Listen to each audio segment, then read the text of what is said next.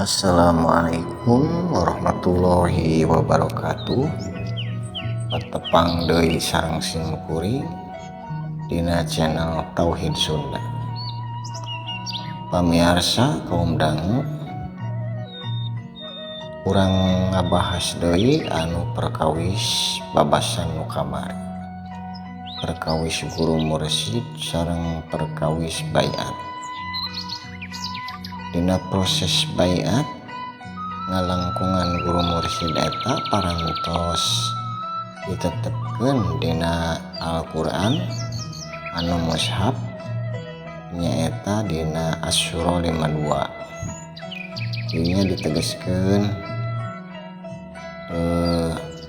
jalmi-jalmi anu dipilih sateu acana urang teu acan kuninga kana naon eta iman, naon eta kitab, tapi ku Allah dipaparin didinya kangge jalmi-jalmi anu dipilih, anu dipaparin dikersakeun ku Allah.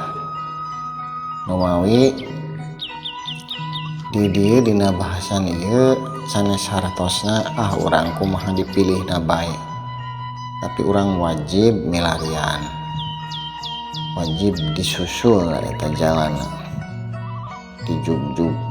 Margi naon, margi ibaratkeun cenah anu dipilih mah upami jadi polisi urang anu dipilih, tapi urang henteu saukur cicing urang kudu boleh aya usahana pikeun daftarna susuganan urang tiasa kapilih lolos tina ujianana, tina rukun syaratna.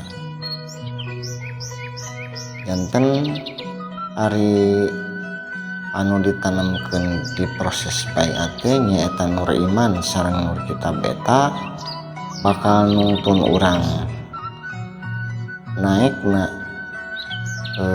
nur iman sareng nur kitab eta sasarengan eta. Naik nur kitabna, naik deui nur iman, kaimananana leuwih kuat deui. Numawi di dinya kedah mapai jalanna. Sok sanaos urang parantos lebet kana gerbangna, tapi jalanna henteu disusu ku urang, teu dipalusur.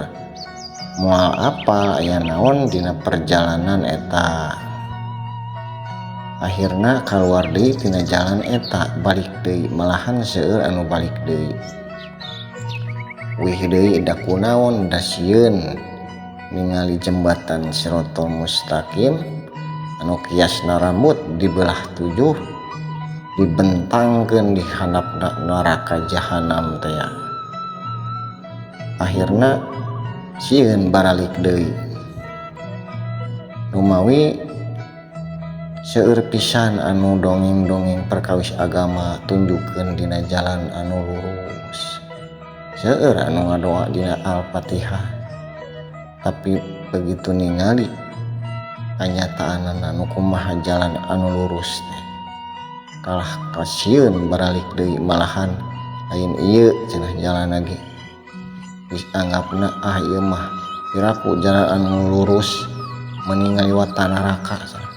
Apan dumuk dina katerangan lagi dibentangkeun neraka jahanam di handapna teh urang mapai cukang Shiratal Mustaqim eta. Numawi seueur anu tigebrus eta teh mangrupi kias ku teu kuatna ku seukeut-seukeutna eta alabatan pedang dina kiasna ge. Upami agama jan pendongeng pangbibita surga panyingsieunna neraka tah akhirna jadi ngahayal, jadi ngabayang-bayang anu nikmat, anu enak, anu raoseun dina perjalanan menuju ka Allah. Kapan jelas dina sejarah nanti kumaha para nabi dina mapai jalan mapai cukang Shiratal Mustaqim eta pohara kacida perihna pinuh rupa-rupa ujian.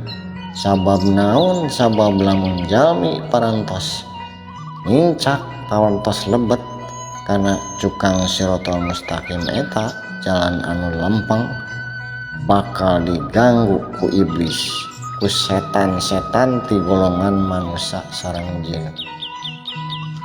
Umawi kacida hese teh. Sabab seseueurna jalmi mah hoyongna kanuni enak-enak wae, kanu raos embung cenah embung bangga urang mah hayang anu ieu weh nu tenang cenah urang di dieu di dunya cenah paehna ge tenang mangga ditinggal. Anu tenang mah dina perjalanan jalmi-jalmi anu henteu mapai cukang.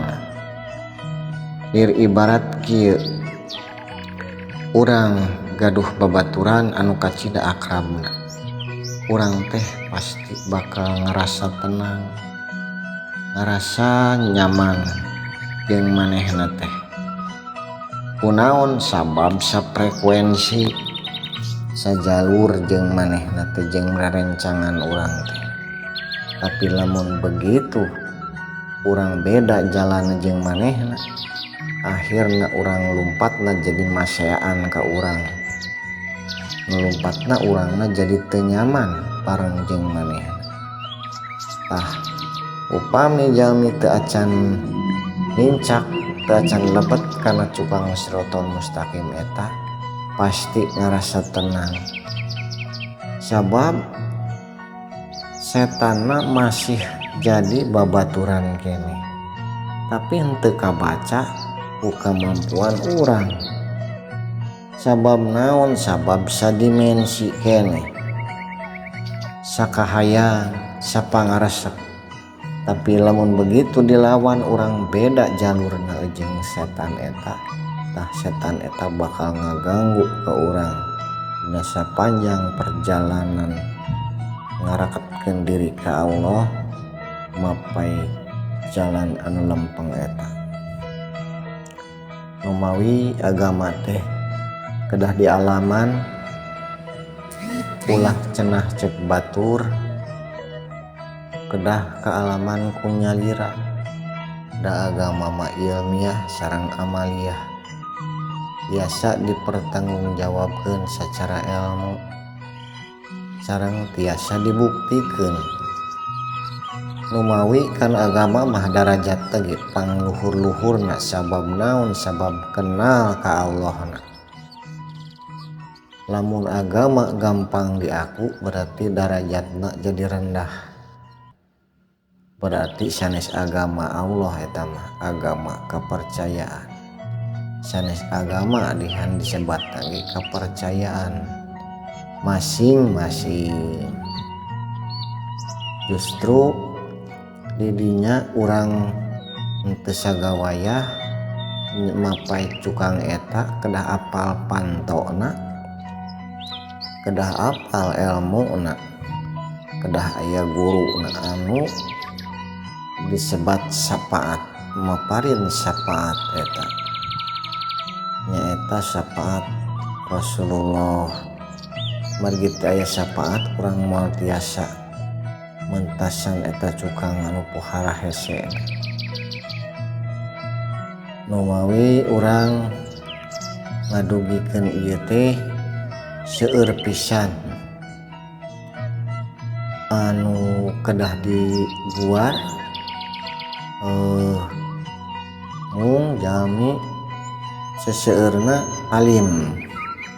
Sabab naon? Sabab ku cinta ka dunya, ka keluargana, cinta kana harga dirina, alim kalengitan ka dunyaana. Tah nu bahayana eta jadi di mana urang begitu ninggalkeun waktuna paragat nyawa teh masih micinta anu salian ti ka Allah ta eta anu dipaurkeun teh kalebet diri sim kuring oge cenah mah patahan matur sanes da emang ari ngadugikeun mah wajib sabab ngadakwahkeun teh ngawartosan teh sanes saukur kaluar tapi intina kanggo diri urang pribadi itu. Pangapunten bilih aya kalepatan rupina dicekapkeun heula sakitu ti sim kuring mungkin dipedar deui. Billahi taufiq wal hidayah. Wassalamualaikum warahmatullahi wabarakatuh.